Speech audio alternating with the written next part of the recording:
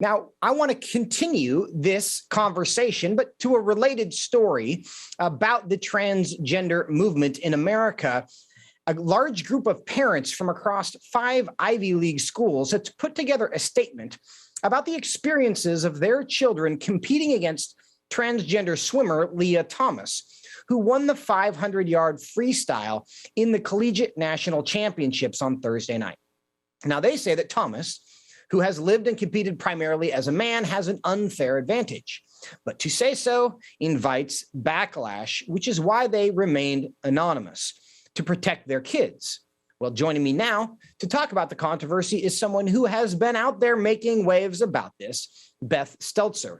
She's the founder of Save Women's Sports, who was at the NCAA Division I Championship for women's swimming last week to speak up for girls and women everywhere. Beth, welcome back to the show.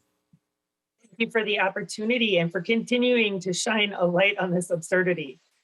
Well, we are glad to have you. First, I just want to hear about your experience at the women's swimming championships. You were there. You had a demonstration outside the event. What happened?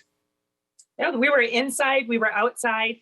The first day when Leah swam in preliminaries, we held a press conference with people from across the world, varying backgrounds, and we had overwhelming positive support. And by the end of the competition, the 3 days, there were parents walking out, cheering Save Women's Sports with us, chanting along. It was amazing. And I know that the work we did helped create a safer platform for them to speak out, because as you know, this is a very toxic environment that they're facing cancel culture, risking losing their jobs. It's absolutely ridiculous. And we all need to be empowered to step up. And as Joel said before, just say no. Well, Beth, the situation that we all witnessed last week with a man winning the national championship in women's swimming might be the most prominent example. It's not the first example of a man winning awards in women's sports, but it might be the one that's gotten the most attention nationally. As you watched that happen, what was your reaction? And what was the reaction of those that you were around who were in the building when it happened? It was soul crushing to actually see it in person. It was just devastating. And you could just tell the energy went down in the room. There weren't many boos or anything. It's just that absence of clapping and the absence of people speaking up is what really gets to me. So I went into the hallway to try and collect myself, maybe go outside and get some fresh air. And that's when I ran into a mom of one of the swimmers. And she was just sobbing and we just embraced. And that's what it's like. People are so afraid and it's such an emotional thing and it shouldn't have to be that way. It's really simple. There are males, there are females. We should really hold the line to protect women when it comes to this, because there's no asterisk now to tell people that that champion was a male, not a female. You talk about your interaction with the mother after the event. A letter has now been signed by the parents of many of these swimmers, done so anonymously, but they are speaking out about this issue. Do you think that represents something of a turning point? Most definitely. We went down there to make some change and it happened. We're seeing that letter. We're going to know that more female swimmers are going to be speaking up, whether that's anonymously or not. It's change and it's taking the blinders off. One of the biggest hurdles that I've faced in this issue is knowledge. People just aren't aware, and it's these personal stories that are going to help wake people up and realize what's really going on here. And ultimately, it's an erasure of women when we're inserting this gender identity, these feelings, instead of biology reality into our lives. Yeah. Beth, the justification that the NCAA gives for allowing Leah Thomas to swim in these women's events has to do essentially with testosterone or estrogen levels. And they have, it seems, and one of the arguments that the parents made in the letter is that they have reduced the totality of womanhood to estrogen levels. What's your reaction to that? It's absolutely ridiculous to think that simply manipulating hormone levels can change your biological sex. Women are not a hormone level. We're not an identity to be worn.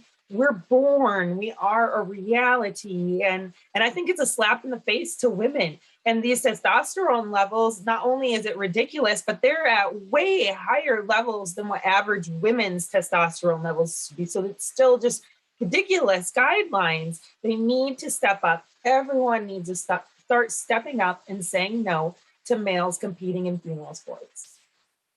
Beth, you've been involved in this issue for several years now. The issue isn't that old, but you're one of the pioneers on this issue, for better or for worse. And we do thank you for your leadership on that.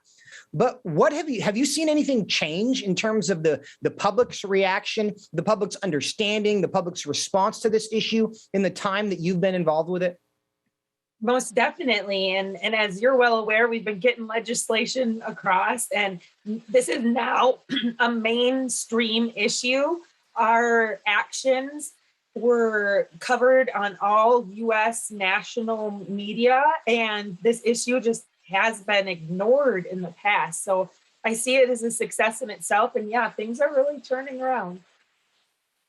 And to that point, what do you think needs to happen, whether it's culturally, whether it's politically, in order for us to reestablish the boundary that we all were operating under for millennia, literally, where there's a clear difference between men and women, and we're going to honor those differences when it comes to sports?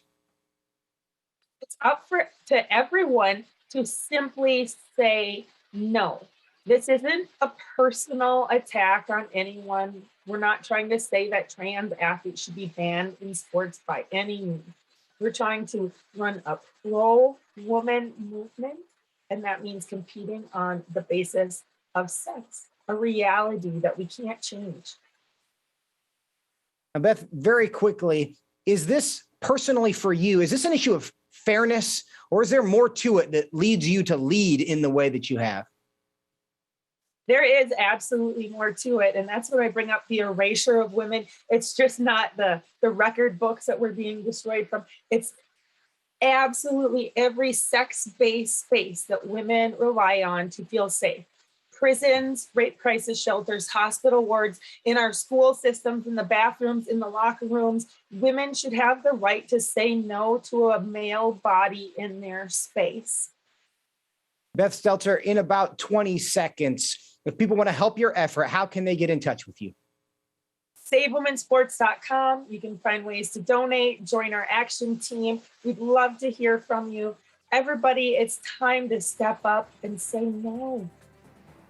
Beth Stelzer, you are courageous, and we are grateful for your courage as well as your time today. Thank you so much for being with us. Thank you.